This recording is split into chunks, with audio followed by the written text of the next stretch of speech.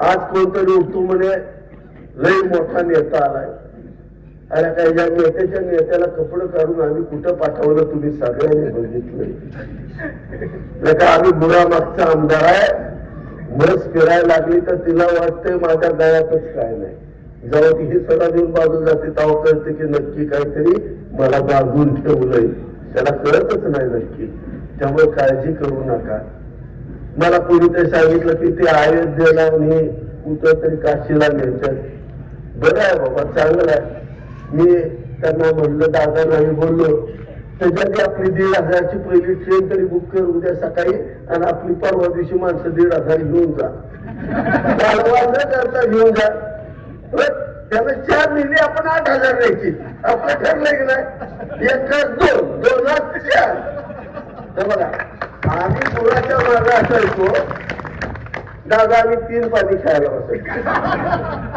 डोंगरात आपलं काय होतं काही गुरु करायला आम्ही आपलं 3 पाणी, पण तेव्हा पैसे नव्हते, आम्ही कुयाव खेळायचो. ब्लॅक 2 ला 4, 4 ला 8, पण कुया होत्या. आता तीच आपल्याला वेगळ्या पद्धतीने खेळायचे, त्यामुळे शो बनायचे. सगळ्याच बाबतीत खेळायचे. त्याला काही इथं काय आम्ही काही ह्याच्यासाठी आलो का? अरे खेळ आपण, काय अडचण नाही. आता एकच कर, फक्त एक करायचं नाही, लक्षात घे. अरे आमच्या आया बहिणी तर रात्रंदिवस कष्ट करून ही बारकी पोरं मोठी करतात. अरे आपण आपल्या पोराला काय संस्कार देतो? तर हे पिढीचं नाव पुढे जावं, आपली संपत्ती, आपलं सर्वस्व त्यांच्या स्वाधीन करण्यासाठी.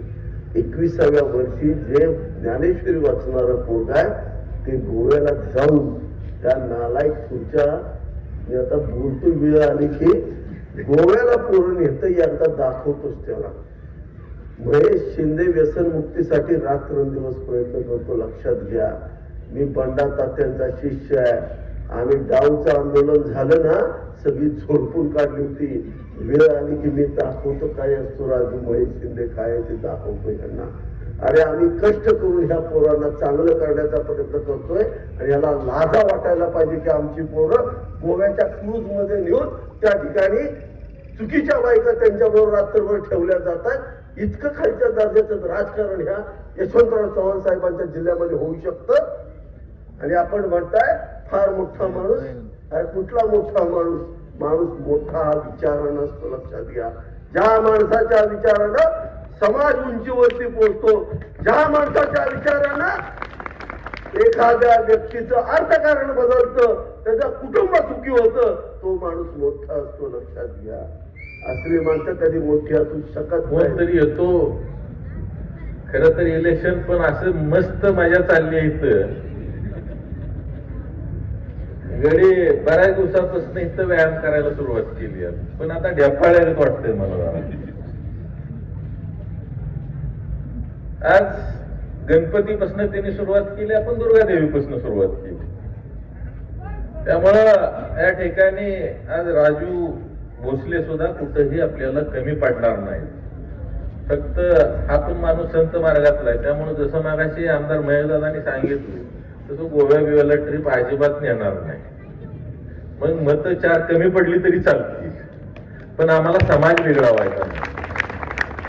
मग अशीच माझी चर्चा झाली. आमच्या एका भगिनींनी मध्ये सांगितलं, कशनी ट्रिपला गेल्यावर तिथं भाषण केलं. त्यात सांगितलं की आम्ही बाबा मनोज दादाचं नेतृत्व मानतो, त्यामुळे त्यांच्यावर तो असलाच तर आम्ही तुझ्या बऱ्या, नाही तर आमचा तुमचा संबंध नाही. पुन्हा म्हटले आता नवीन ट्रिप आहे, आता नाही म्हणले आम्ही आता स्वर्गवासी झालोय, आमचा तुमचा संबंध संपला. आमच्या लाडक्या बहिणी पण फार चांगल्या पद्धतीने तयारीच्या आहेत, आणि ही तयारी असणं गरजेचं आहे. कोणाच्या पण नादाला लागू आपलं नुकसान करून घेण्यामध्ये काय अर्थ नाही. आज इलेक्शन आहे, मला फक्त तुम्ही इलेक्शनचा निकाल झाल्यानंतर ते घरी जाणार का तर 100% जाणार. फक्त तुम्ही फोन केला त्यांनी उचलला तरी मला सांगा, कारण एखाद्या हेतून जर एखादी व्यक्ती या ठिकाणी येत असेल त्याला सामाजिक बांधिलकी असणे हे सुद्धा फार गरजेचं असतं. आणि ती सामाजिक बांधिलकी या ठिकाणी जवाहरलाल भोसलेकडे आमचे आहे बघा. आज प्रत्येक गावामध्ये जाऊन त्या ठिकाणी परवा दिवशीच आम्ही गाडीमध्ये होतो. काही मंडळींचं कुणाचं दवाखान्याचे विषय आले, त्यांनी लगेच काही फोन महेशदादांना केलंय, माझ्याकडनं काय होण्यासारखे विषय होते मला सांगितले. म्हणजे ही तळमळ आहे, ही तळमळ असणं हे सुद्धा फार गरजेचं आहे. जिल्हा परिषदचं इलेक्शन येणाऱ्या 4-5 दिवसात कधी पण लागेल किंवा 10 दिवसात लागेल, पण आता आपण योग्य मोडमध्ये आलेला आहात सगळेच. ट्रिपा बिपा हे बऱ्यापैकी झाल्यात. आता आणखी अयोध्येची बी ट्रेन आपण भरतोय. अयोध्या वगैरे करून या. आज हिंदू धर्मामध्ये आपल्याला पूजनीय अशी धार्मिक स्थळं असतात आणि आपल्यावर लहानपणापासून संस्कार असतात आणि या अनुषंगानं धार्मिक यात्रा करायला काहीच हरकत नाही.